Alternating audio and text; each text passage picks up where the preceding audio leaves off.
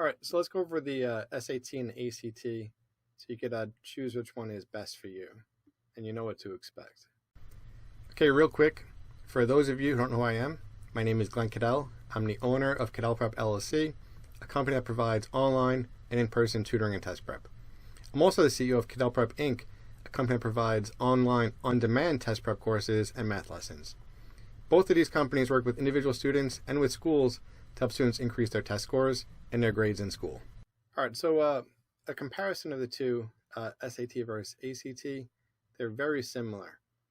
Okay, they both have 4 sections and an optional essay. Okay, just to let you know, we don't recommend the essay. Most of the time when you apply to a college, they're all going to ask for a writing sample in your personal statement. So that'll be your chance to show it off, okay? You don't have to give them a score for your writing ability on SAT or ACT. It's more difficult to prepare for. You're going to get a prompt that day, whereas when you write your personal statement, you get to spend as much time as you want on your essay. So it's going to be much better off for you. Okay, they both have reading comprehension. I would say the ACT is more straightforward with the questions. They both have a section that tests your ability to revise passages. So it's testing your ability to see grammar mistakes, punctuation mistakes, and things like that. So on SAT, it's called writing. On ACT, it's called English. They both have math. Okay, and this is where they differ. The SAT has 2 sections. There's one section with no calculator, and there's one section with a calculator. The ACT only has one math section, and you can use a calculator on it. Okay, the SAT does not have a science section. Okay, the ACT does. That's the other big difference. Okay, I already mentioned about the calculators, and I would say the SAT is mostly straightforward. The ACT is very straightforward. So that's for reading and for math as far as being straightforward. So the SAT on the math, a lot of the questions are, not a lot of the questions, but there are questions that you wouldn't normally see in school, but you're applying knowledge that you have from school to answer them.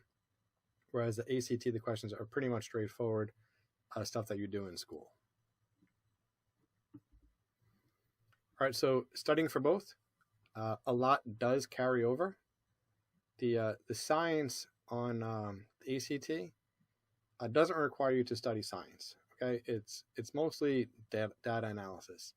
So they'll give you a passage, they'll give you data such as tables or graphs, charts, things like that, and you have to answer questions based on the information you're provided. Right, so it doesn't require prior knowledge. The thing about the ACT though, so the math's more straightforward, but there is more difficult math on it. So there are additional topics you need to study for the ACT that don't show up on the SAT. But like I said, the SAT isn't as straightforward, so there are some math tricks on the SAT that you'd have to review. Okay, now this is for both tests. Yes, you should answer all the questions. Don't leave any questions blank. Okay, in the past, people advised not to guess on the SAT, but the way it's scored changed. So yes, you should answer all questions on both tests. So even questions you don't get to, if you ran out of time or you're running out of time in the last minute or 30 seconds, bubble in all the answer choices. On SAT, there's the student response questions for math. We have to write in an answer. Just write in the number 1, bubble 1, because at least you have a chance of getting it right. Whereas if it's blank, you're definitely going to get it wrong. Now, I just want to point out that you can see these required scores for most schools. So when I say required, what I mean is you can look up the previous year's class and see what the average GPA was, the average SAT score, and the average ACT. Right, this way you have an idea of where you stand. So if it's the average, that means that some people scored lower, some people scored higher. So you see the average ACT scores. You only get one score. They just add up the different scores from the different sections, and they take the average, and that's your ACT score.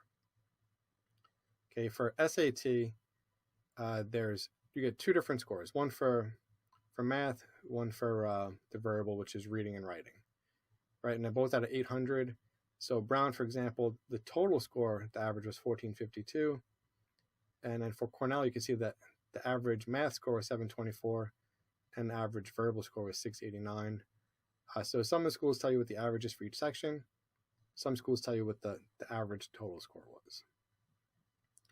So you can compare how you do, like I said, versus or where you want to be to compare it to what the school's accepted. So you can see your chances of getting into those schools.